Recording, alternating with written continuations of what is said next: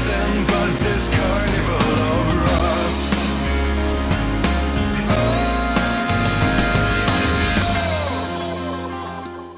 Hello fellow YouTubers, this is Utah Moses here for my movie review for Scream 4. It's been over a decade since the last Scream movie, and after that, Sidney Prescott returns back to Woodsboro for a book signing on her new novel, and at the same day, someone else is playing Ghostface and going around killing people in Woodsboro, and killing a new batch of teens, which also includes Jill Prescott, Sidney's cousin of hers, along with her friends. And so, Sheriff Dewey, Gail Weathers, and Sidney unite together to try and take down whoever's impersonating Ghostface again. I was really surprised that Scream 4 was better than the sequels, because the last Scream movie, Scream 3, was really bad, and I was really surprised by the twist ending until a minute it happened, of course. And unlike all the other Scream movies, there are three differences from watching the trailer. 1. Jamie Kennedy doesn't return as Randy in any way to discuss about the rules in the horror movie, but instead, two new movie buffs played by Rory Culkin and Eric Knudsen. The unexpected is the new cliche, and virgins can die now. Does that mean that I'm not going to live as long as these two? Clearly. 2. Newer devices such as Blackberries, webcams, and camera headsets are used as vital set pieces for this installment. And 3. The characters reference other horror movies, including remakes, which really adds a lot to the script, making it awesome, although it would be very surreal if I've watched a featurette or read up about how all these horror remakes that they've been doing would be a lead-up so that they could make Scream 4. Now, the main cast was really good reprising their roles, but I can't help pointing out that they have nothing else that can support their acting career other than the Scream movies.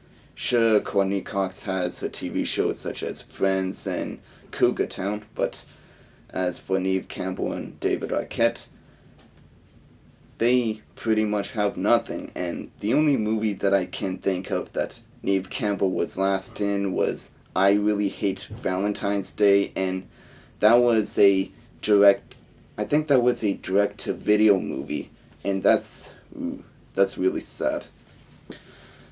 I like how Wes Craven directs this movie, and with Wes Craven as director, he's considered to be the master of horror, and yet he's normally hit and miss with his movies.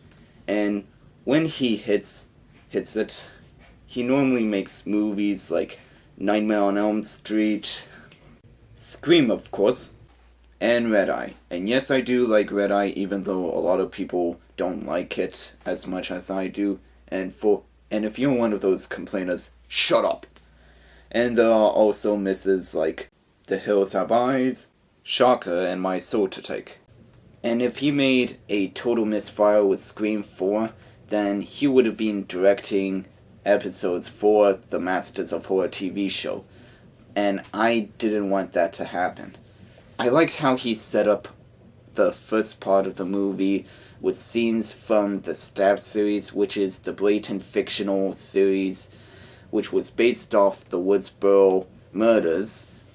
And the scene setups were very unexpected, and the intensity between characters which were present in all the Scream movies is still there, which I really liked. So, there were a couple of ridiculous death scenes, although I still enjoyed them. One of them is when Ghostface kills one of his first victims in the movie, and it became so macabre that it reminded me so much of Johnny Depp's death scene from A Nightmare on Elm Street. And then another when someone gets stabbed in the head and he's still walking around and stuff before he says the line, "Oh fuck Bruce Willis," and just falls down dead. I really laughed at that part. And I think I was the only one laughing at it because I came to an afternoon screening and there was only like 4 people in the theater, including me. So anyway, I still find Ghostface to be the least intimidating serial killer in any horror movie because it's basically his legacy that's being carried on, and it's not always the same character that's playing him. And whenever I think of Ghostface, I would always think of Scary Movie first before any of the other Scream movies, because, well, I've watched Scary Movie first before I have watched Scream, and I would think to that one scene in that.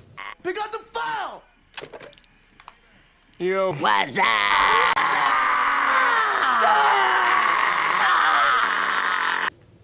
I know, that was a retarded scene.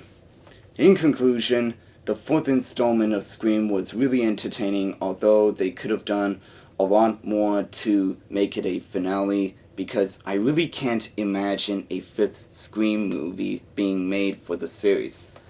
They made a first movie which established a lot for the first part, a second movie which catered to a lot of other movies that suffered through a case of sequelitis, the third film which was a film into a film which was pretty much a spoof, and then the 4th movie was a comeback which would cater to all the horror movie sequels or remakes that was released through the first decade of the new century. So, if you're a horror buff or really like the Scream series, then I suggest you go watch Scream 4, because I think you'll really enjoy it, and I'm going to own the whole quadrilogy set, if there's going to be such a thing, on Blu-ray, because they have none of the special features on the trilogy set on Blu-ray that they have out right now, so hopefully they'll try and fix that for the future. Out of 5, I'll give it 3.5 out of 5. So, that's all for my review. Rate, comment, and subscribe, and remember, don't fuck with the originals.